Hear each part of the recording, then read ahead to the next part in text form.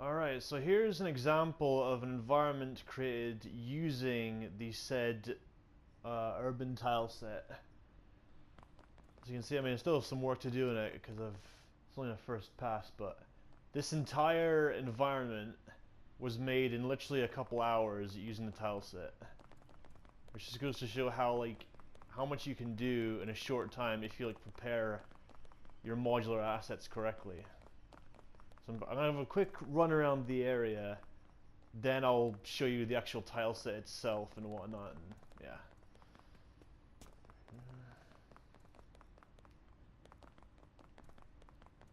Yeah, I've got a lot of lighting polish to do on this scene.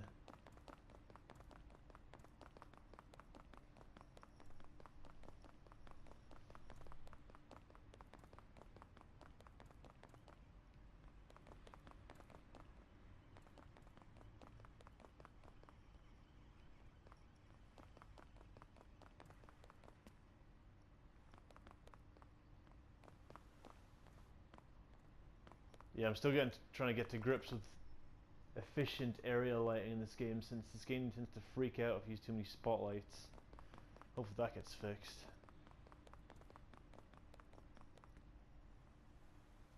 Still trying to get my head around doing sound. Oh, clearly have some gaps to fill in.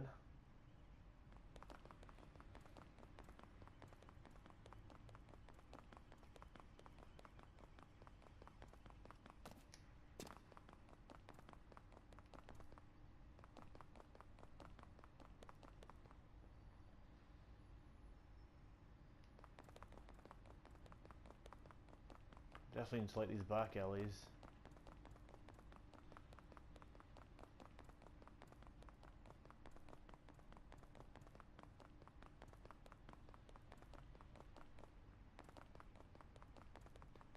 But yeah, this entire scene was made in literally a couple hours using the tile set. So let's take a look at how that looks.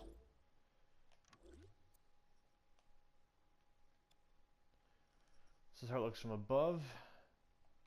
Every face is obviously its own piece.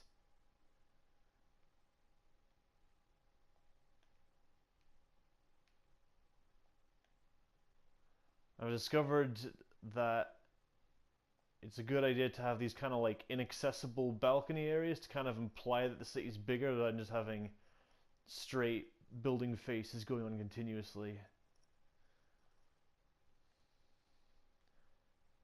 Give me a second. So yeah, most of the time the spotlight thermo's freaking out because I have so many at once, but as you can see that this entire scene, hundreds of windows, thousands of bricks, all this put together only takes up less than half the gameplay thermo, not even a quarter of the graphics thermo, meaning there'd be a ton of room left for additional custom props, like if you want to make say a fire escape to put in the back alley, something like that. Still tons of room for development, even if you made something this big. I'm gonna see.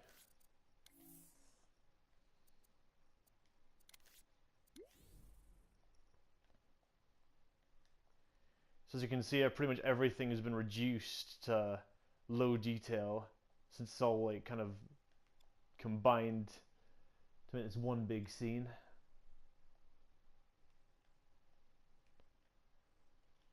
Now as for the actual tile set itself, so that entire scene was made using just these pieces.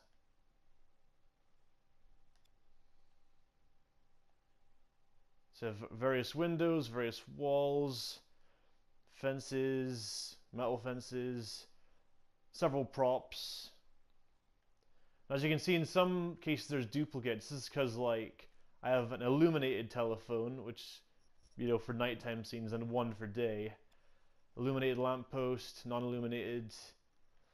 I was gonna originally have an illuminated set of windows, but I found it was easier just to set them all in place and then go through them one by one. Because when in a first pass, I had the entire city with illuminated street windows and the lighting just freaked out. It just looked terrible.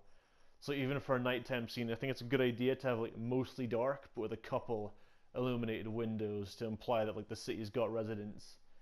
Something I still need to do in my own pass. And if you notice here, these are like duplicates of them.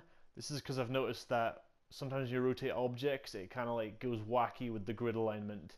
So I've just like done that in advance here.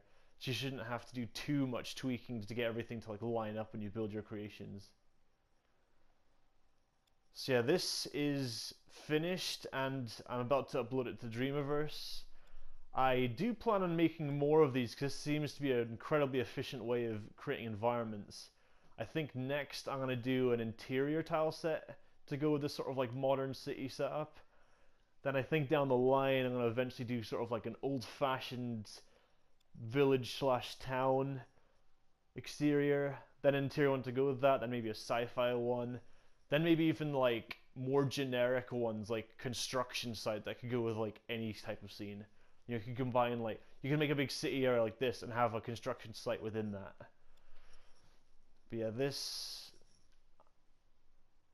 is a good start, I think. So yeah, the name of the tile set will be in the video description, and I guess just check in a few weeks and I'll try and have something else like this out by then.